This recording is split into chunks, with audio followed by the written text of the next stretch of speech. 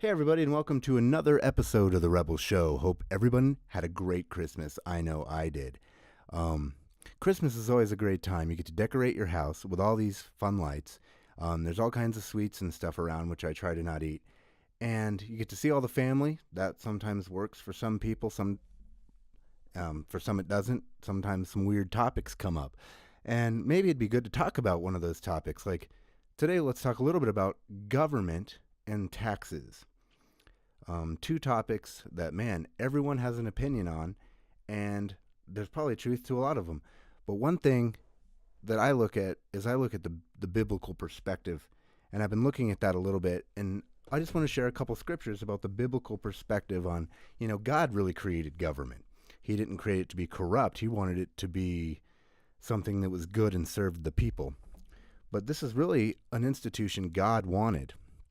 So we don't want to live in a society with no government, and we also don't want to live in a society where government is just overbearing and totally taking over every aspect of our lives. Romans 13:1 says, this is Paul, "Let every person be subject to the governing authorities, for there is no authority except from God, and those that existed have been instituted by God."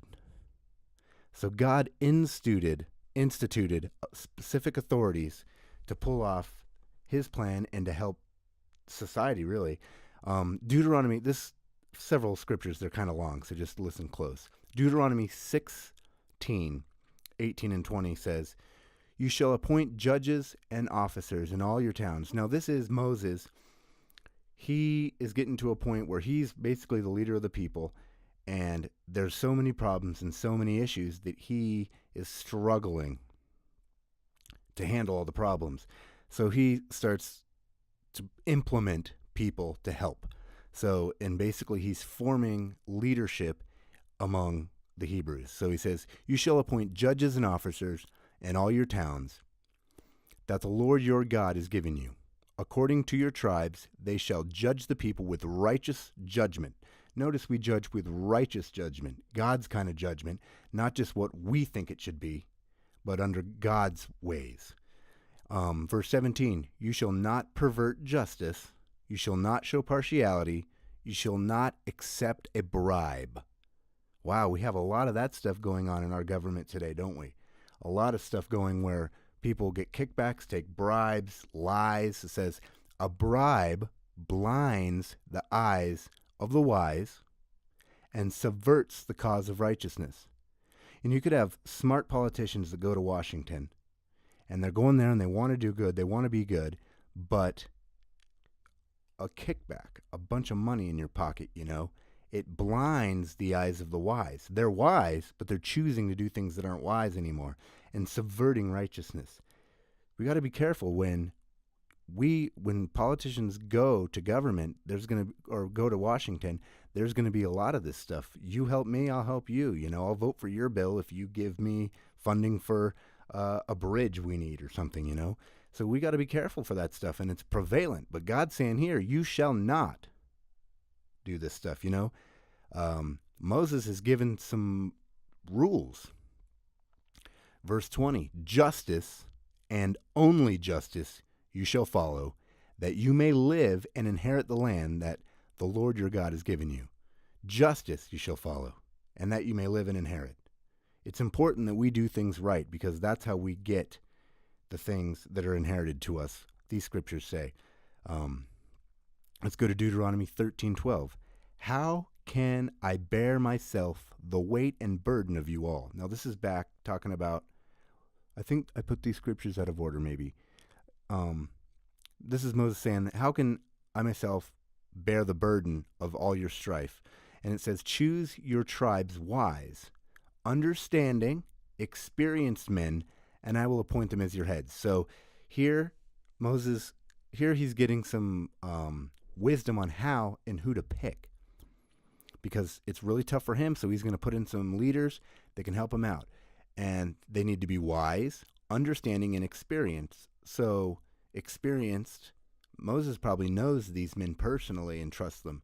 Go down to verse 15 of Deuteronomy 13. It says, So I took the heads of your tribes, wise and experienced men, and I set them as heads over you, commanders of thousands, commanders of hundreds, commanders of fifties, commanders of tens, and officers throughout your tribe. So Moses is getting bombarded with too many problems, so he decides, all right, I'm going to take some wise, experienced people that have been around me for a while. I'm going to build a cabinet. I'm going to build leadership, and I'm going to have all these people help me help rule the people and process judgment. And we're going to judge people with wisdom, and we're not going to go off course, and we're not going to show certain people rights when they don't deserve it. We're going to have justice, and we're going to have equal government for everybody. That's what he's saying here. Do not pervert. Don't show partiality. Don't accept a bribe. It's equal for everybody. Everybody gets the same judgments and stuff. And we don't see that today, but this is what the Bible is saying. This is how Moses set up his first government for the children of Israel when they were exiting or entering their own nation now, And so we can take a look at this, and, when we pick politicians, we can say, do the politicians line up with scriptures like this? God put politicians in, God put, we have government. God put government for us, and we get to pick the politicians. So we need a standard of who to go through. We can't just pick a name because we like it. We need to pick somebody that's actually going to do godly things for the country. If we want a godly nation, I sure do, So those are cool points, I think. Let's talk a little bit about taxes. We had tax reform. There's been a lot of talk about, is this stuff going to be good or is it going to be bad? Is it only the rich that are going to benefit? Is it everybody? The people that don't pay taxes aren't going to see a benefit. There's a lot of, based on your income, won't see much benefit. The more you pay in taxes, the more of a benefit you'll see. And you do want some wealthy people to get tax breaks because a lot of wealthy people own businesses, and you want that money funneling back through businesses. We'll get to that. But, Romans 13:7 says, render therefore all their dues, tribute to whom tribute is due, custom, and tribute is talking about taxes. Custom to whom custom, fear whom fear, honor and honor. Owe no man anything but to love one another. So pay your taxes is what this is saying. This is Paul talking, Matthew 22 says, tell us therefore, what thinkest thou? Is it lawful to give tribute unto Caesar or not? So people are asking Jesus. And he said unto them, whose image is on the coin? And they said unto him, Caesar's. And Jesus says, then saith he unto them, render therefore unto Caesar the things that are Caesar's. And he goes on to say, God, the things that are God's. So Jesus is saying, hey, there's taxes, pay taxes. And at this point, Jesus told Peter, I believe, go down to the river, fish, and the fish you catch will have a coin in it, and you can pay your taxes. God provides needs for his children. We need to be focused on God providing our needs, not government. There's a lot of government programs out there that supposedly help people, I wonder how many millions of dollars it takes to get $1 to these poor people or to these different people using these, all these agencies we have, Paul and Jesus say to pay taxes, but Jesus says to trust him for all you need. I didn't put the scripture in here. I don't remember the reference right offhand, but it says, seek ye first the kingdom and his righteousness, and he will add to you all these things, all these daily needs you have, clothing, food, water, He knows you have need of these things, and he will add them to you. The Bible says that God even knows the birds, he knows the flowers and the plants, and he takes care of all of them. How much more, the crown of creation, is he going to take care of? So society nowadays looks a lot to government to solve things and to help them, but we really need to be looking to God for those things. I think things relating to taxes are always better. Like the money is always better in the free market than in the government. The government isn't very good at spending money because they just blow through it like it isn't theirs, and it isn't, it's ours. So it's better for us to have it than the government. So if tax breaks gets money back into the system, whether it be through the wealthy or to the average citizen, that's better. We need to have the money in our pockets, not in the government. We can do so much more with it.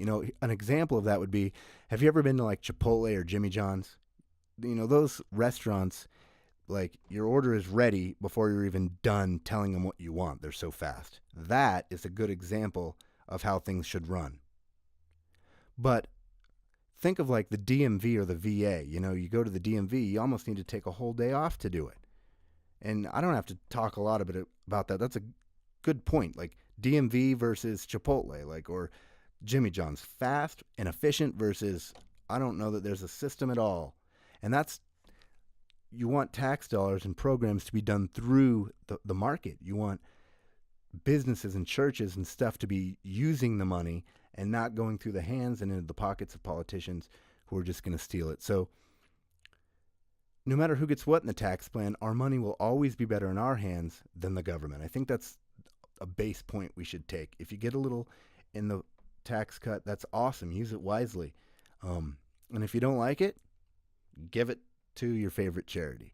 But those are a few points to look at what the scriptures say and to compare, like, how we should maybe start looking at this. You know, there's some good things going on in the nation. Tax cuts are always the right direction to go, I think. Give the people back their money, make the government more accountable, and